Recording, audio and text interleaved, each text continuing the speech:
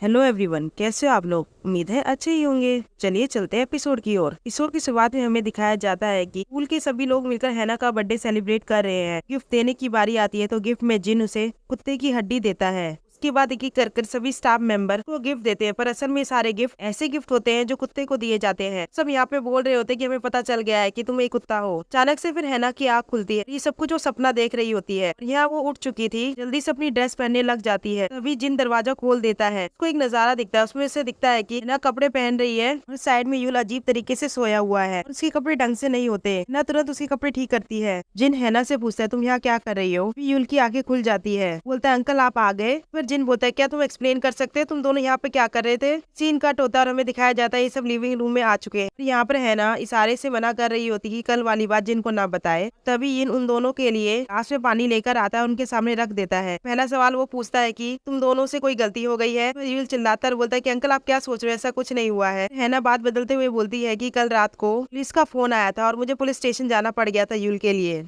फिर यूल बोलता है कि तुम इसे कैसे बता सकती हो। जिन पूछता है कि हुआ क्या था। फिर हैना उसे सारी बात बता देती है। फिर जिन यूल से पूछता है क्या तुम्हें कोई चोट तो नहीं लगी। फिर यूल बोलता है मैं बिल्कुल ठीक हूँ। जिन गुस्सा करने लग जाता है और बोलता है कि तुमने मुझे क्यों नहीं बुलाया। फिर यूल बोलता है मुझे डर था कि कहीं वो आपका नाम बदनाम ना कर दे। फिर जिन हैना से पूछता है फिर तुम मेरे घर पे क्या करने आई हो। और ये सुनकर यूल और हैना बारी बारी से कहानी बनाने लग जाते हैं। यहाँ पर यूल सबसे पहले बोलता है क्योंकि मिस हैना ने काफी ज्यादा दारू पी ली थी। हैना बोलती है हाँ मैंने दारू पी ली थी और उसके बाद मैं सही से चल नहीं पाई थी। फिर हमने टैक्सी ली थी और उसके बाद मैं सो गई थी। इस पर यूल बोलता है हाँ बिल्कुल एक कुत्ते की तरह। ये सब सुनकर जिन बोलता है फिर तो ठीक है। और फिर जिन यूल से बोलता है कि पर तुम बाहर सोफा पे भी तो सो सकते थे ना। फिर यूल बोलता है कि मुझे तो पक्का याद है कि मैं सोफा पे सोया था। हैना बोलती है मे भी तुम स्लीप वॉकिंग कर रहे थे। तो यूल बोलता है हाँ मैं सोते सोते चलने लग गया होगा, फिर बेड को मिस कर रहा होगा और इसलिए मैं इस रूम में वापस आ गया होगा। ये दोनों हाँ में हाँ मिलाने लग जाते हैं। फिर हमें अगले सीन में यूनचाई दिखाई जाती है जो कि गाड़ी के अंदर बैठी हुई थी और वो ये जिनकी अपार्टमेंट के बाहर बैठी हुई थी। वो जिनका वेट कर रही थी कि जिन एक्सरसाइज करने आए भी ऐसा प्रिटेंड करे कि वो यहाँ पे एक्सरसाइज करने आई है। लेकिन वो देखती है कि जिन और हैना दोनों अपार्टमेंट से बाहर आ रहे हैं। दोनों की बातें सुनने के लिए के पास एक पिलर के पास जाके छुप जाती है। वो सुन रही होती है कि ये दोनों किसी सीक्रेट के बारे में बात कर रहे हैं। वो पूरी बात नहीं सुन पाती और यहाँ पर जिन हैना से बोल रहा होता है कि प्लीज तुम स्कूल में मत बताना यूल मेरा नेफ्यू है। फिर हैना बोलती है हाँ तुम्हारा सीक्रेट मेरे पास सेफ रहेगा। जिनसे माफी मांगते हुए बोलती है कि मैंने बहुत ज्यादा शराब पी ली थी उसके लिए मुझे माफ करना। पर जिन उसे बोलता है कि मुझे लगता है तुम्हें शराब पीना कम कर देना चाहिए। फिर हैना हाँ भरती है और वहाँ से चली जाती है। लेकिन जब वो जा रही होती है तब सर पे एक छोटी सी लीफ होती है जो जाकर जिनके हाथ पे आ जाती है। फिर हमें दिखाया जाता है कि हैना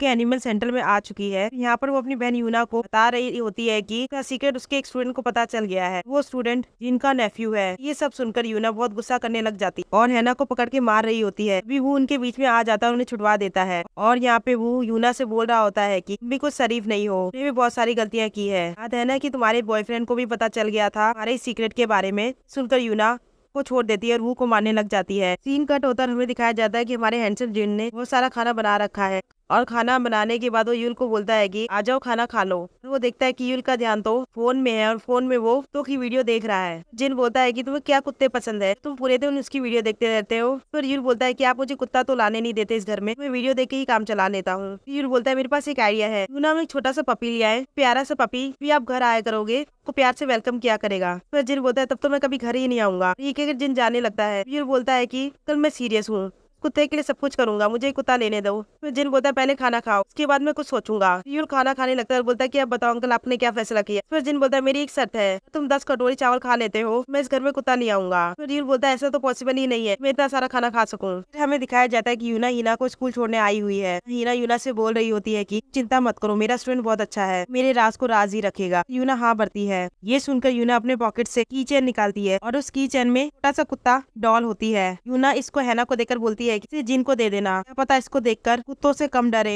फिर हैना उसे हाँ भरती है और वहाँ से चली जाती है। आगे जाकर उसकी चेन को देख रही होती है। भी हैन वहाँ आ जाता है, उसकी चेन को ले लेता है और बोलने लग जाता है वाओ ये कितना क्यूट है। फिर वो बताता है कि तुम्हें पता है मुझे कुत्ते क्यों इतने पसंद है, क्योंकि कुत्ते वफादार होते हैं, वो मरते दम तक तुम्हारा साथ निभाते हैं। इसे देखा जाए तो इसकी चेन जैसी नजर आ रही हो। ये कहने का मतलब है जिससे भी तुम प्यार करोगी उससे तुम पूरी जिंदगी वफादार रहोगी। दोनों बातें करते करते स्कूल में चले जाते हैं। हमें दिखाया जाता है कि इन सबकी बातें जिन सुन रहा होता है। वहाँ पे ऊंचाई आ जाती है, वो जिनसे से बोलती है मुझे तुमसे बातें करनी है। वो दोनों अकेले में बातें कर रहे होते हैं, पर यूनचा जिन से बोल रही होती है कि हम दोनों एक दूसरे को एक एक सीक्रेट बताते हैं। सबसे पहले मैं बताती हूँ। यहाँ पर वो अपना एक सीक्रेट बता देती है। जिन से पूछे क्या तुम्हारी कोई जीएफ है, तो जिन मना कर देता है। बोलती है कि मैंने तुम्हें अपना सीक्रेट बता, तुमने तो मुझे कोई सीक्रेट बताया ही नहीं। जिन बोलता है मेरा तो कोई भी सीक्रेट नहीं है। फिर सीन कट होता है, हमें दिखाया जाता है स्कूल का वाइस प्रिंसिपल स्कूल में आ रहा है, साथ में वो एक कुत्ता भी लाया होता है। वो उस कुत्ते को स्टाफ रूम में ले जाता है। सभी स्टाफ मेंबर उस कुत्ते को खिला रहे होते हैं। तभी है ना वहाँ आ जाती, कुत्ता भागकर उसके पास चला जाता है। वाइस प्रिंसिपल बोलता है कि लगता है कुत्ते तुम्हें कुछ ज्यादा ही पसंद करते, कुत्ता मेरी बेटी का है, इसका अच्छे से ख्याल रखना। तो है ना हाँ भर देती है। भी जिन भी वहाँ आ जाता है, तीनों कुत्ते को देख के रुक जाता है। वाइस प्रिंसिपल बोलता है तुम वहाँ क्यों खड़े हो, अंदर आओ।